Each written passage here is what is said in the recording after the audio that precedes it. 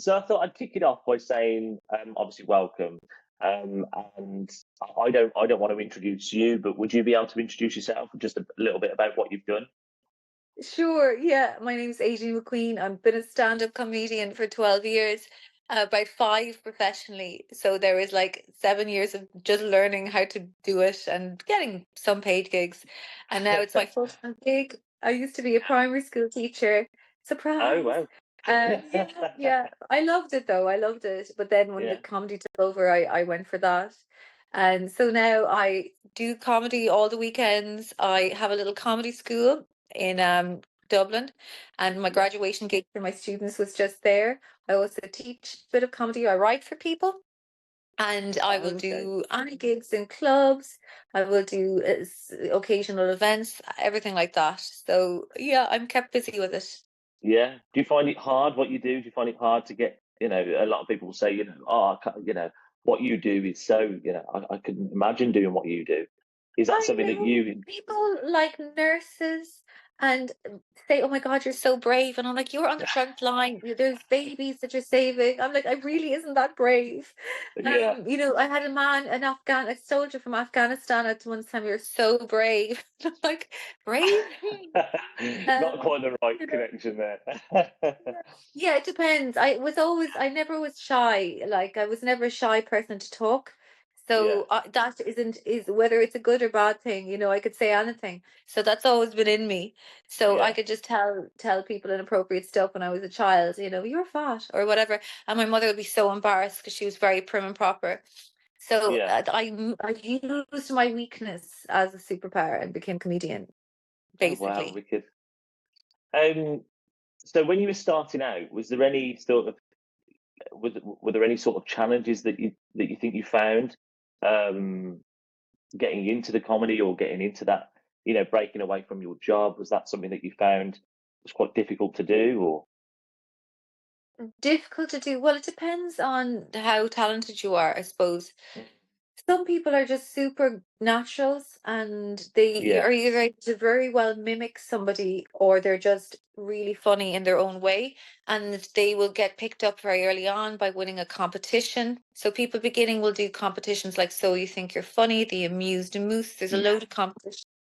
And then if you do BBC New Act of the Year, and if you do well in one of these competitions, that can get you an agent, and that will be a shortcut to professionalism. Otherwise, the other route is to just keep doing the clubs until the clubs know you. Then they start paying you for middles. They start paying you to MC. They'll eventually pay you to headline.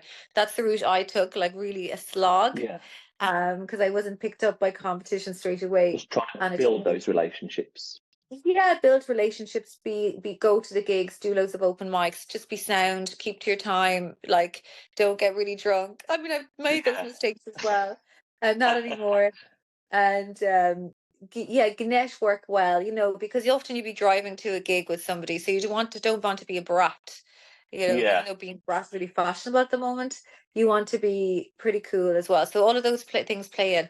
But there's a new option now, which has sprung up in the last half a decade, let's say. Half a decade? People don't say that. 5 years. I was trying to sound fancy there. Half a decade. Let's because say keep the match. Yeah, yeah.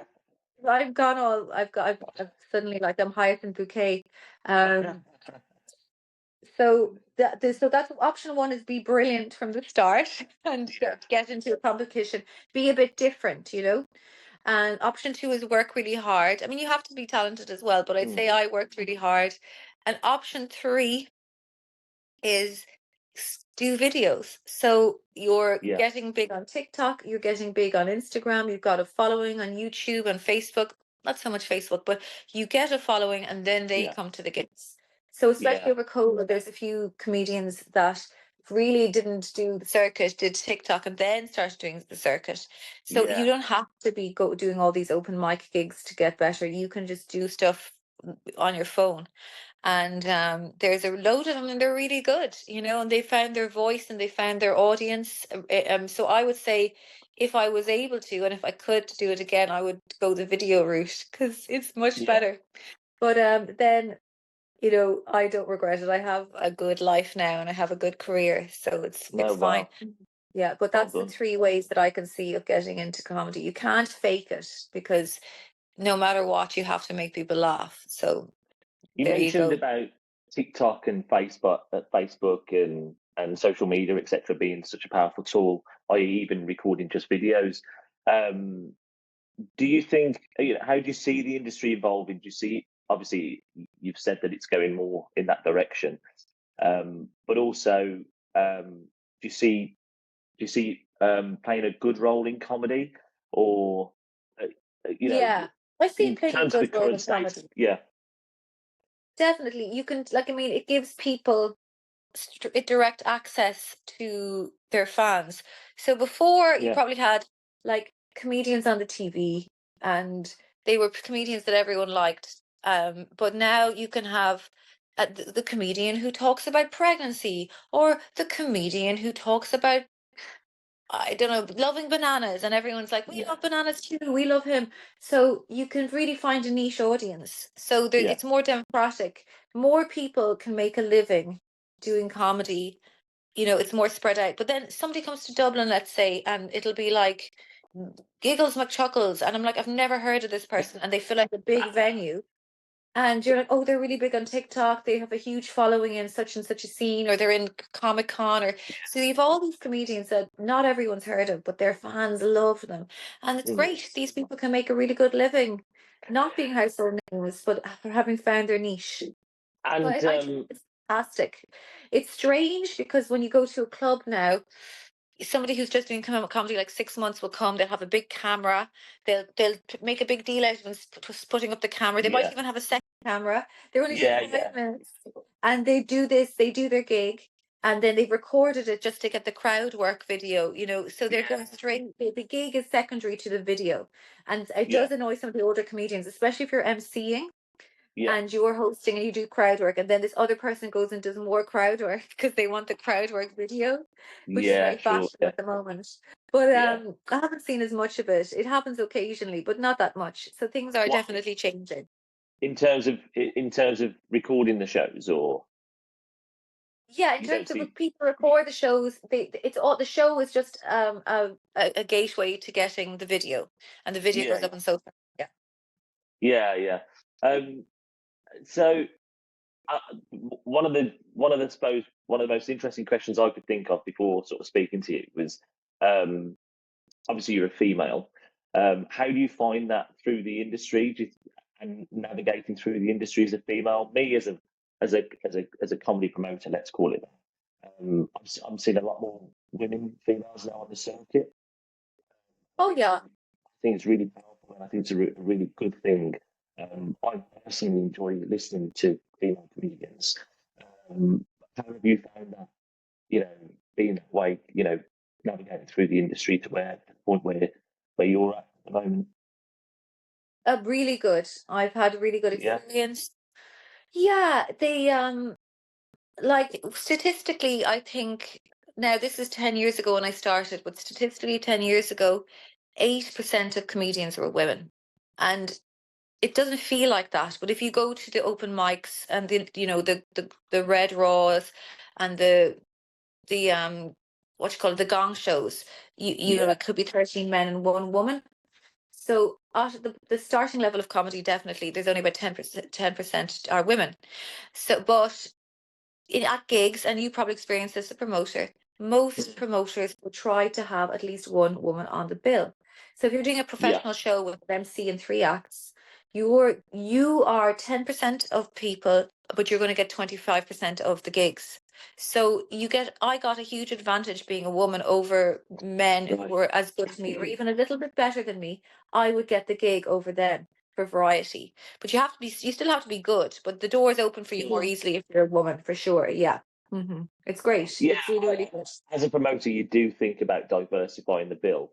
So if it's a really top heavy male bill, you do think, hang on a minute, we need to mix this up a little bit. You can't just constantly be Yeah. male comedians, because at the end of the day, people want to see something different. People want to see people being given the opportunities. I mean, I'm not saying that you fall into that category, but definitely the bill needs to be inclusive, and it does need to be diversified.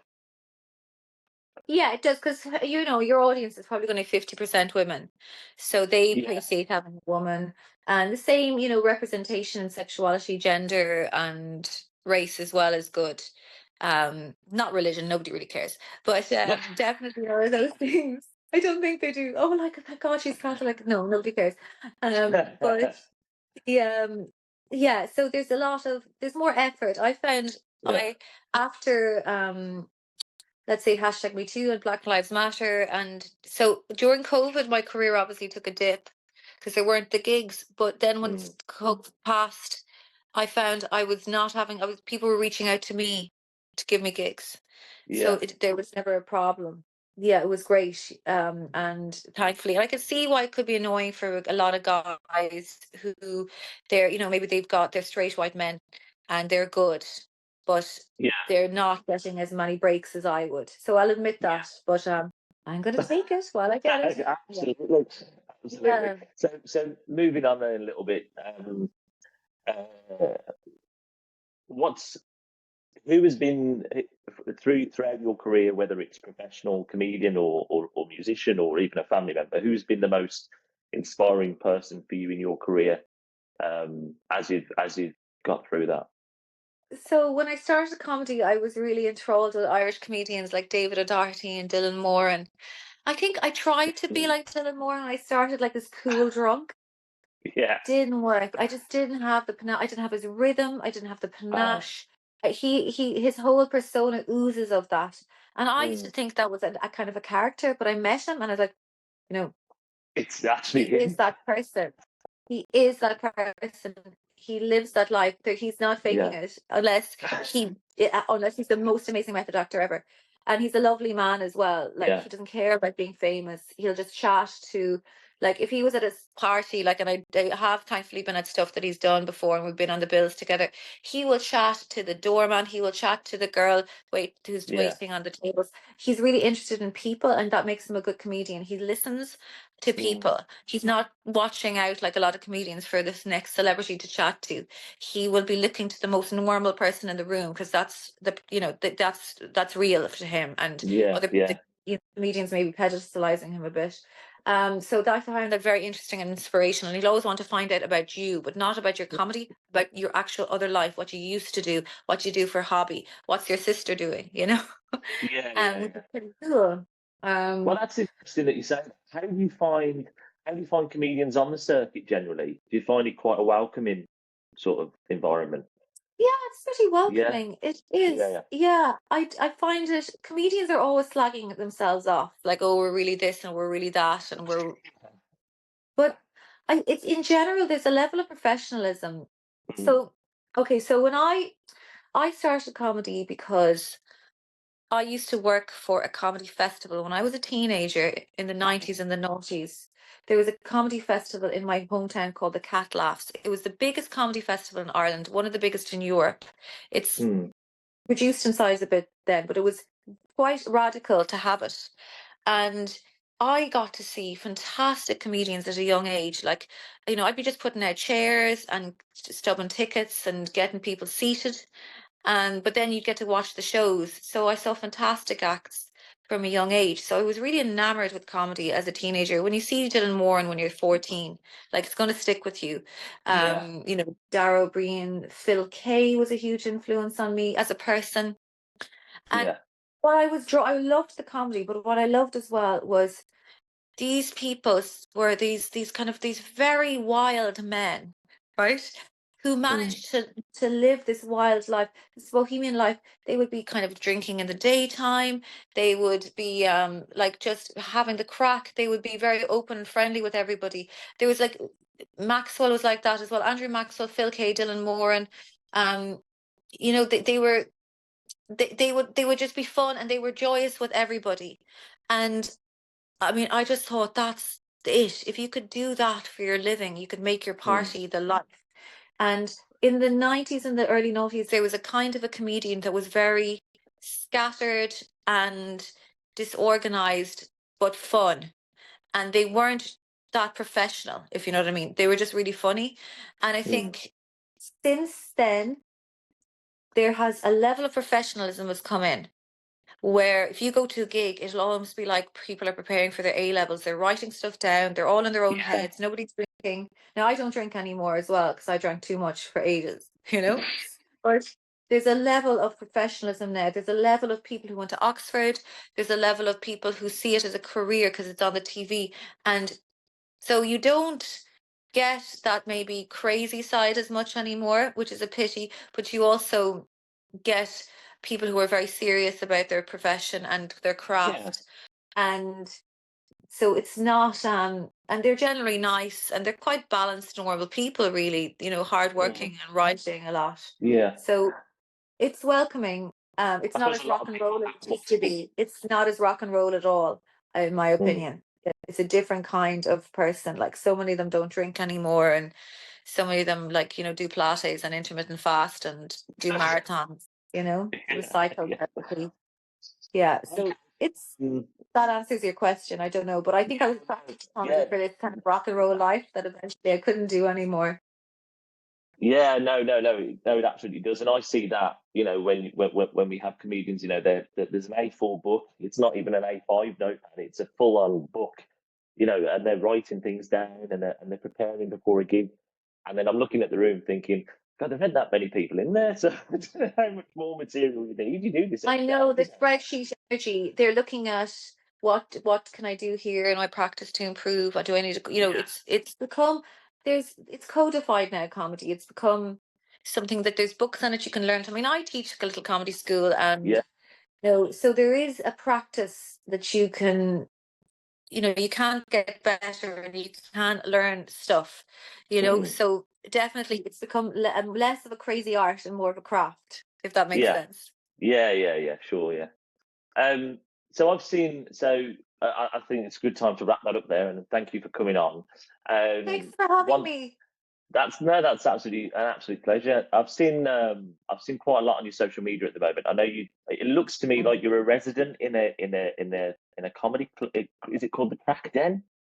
So, oh yeah, the crack den. I'm in there all the time. Yeah, yeah, Yeah, yeah. That's where I that do looks my great. course.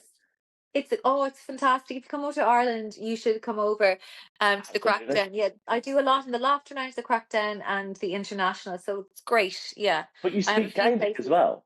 I Is that right? do. I do speak Gaelic. Yeah, that's another feather in my cap. Yeah. That's incredible. I came across one of the videos and I thought, I don't understand what she's saying. What's going on? Yeah, But yeah. fantastic. And I also came across you've got a podcast as well, or a show with I Louisa, is do it? have a podcast with Louisa. Yeah, so the podcast is called Can I Just Ask? And it's Okay. me and my friend Louisa, and we talk about questions that we should know at this stage, but we don't. So we've gotten, like, it's quite Irish based so far. We've had like Irish politicians on. We had an MEP there. We had the former mayor of Dublin, but it's a light-hearted look at talking to these people, and I pick people that I think might have a bit of the crack.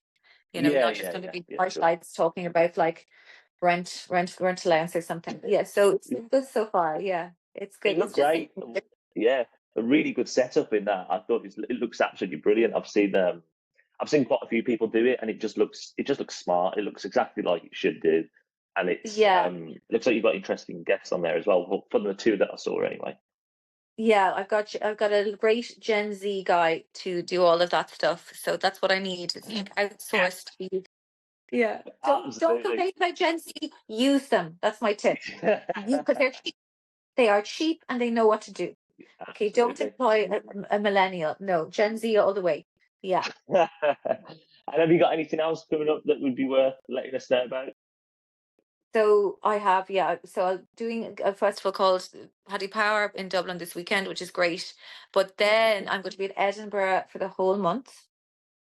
So if you look at my socials at Comedy McQueen, you'll find all the info you need. But I'm going to be doing a show called Projection for the whole month in Edinburgh at 7:25 in City Cafe every night, and it's a comedy play. It's really, really good. I have to say myself, it's the thing I'm most proud of that I've ever done, and I'd love if people come along. It's free to get in. I'll expect you to donate something if you like it on the way out. But I'm confident. I'm confident that you will. So it'll be Yeah, grand.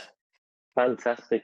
Right, Aideen, thank you very much again. And Thank you so yeah, much. absolute pleasure.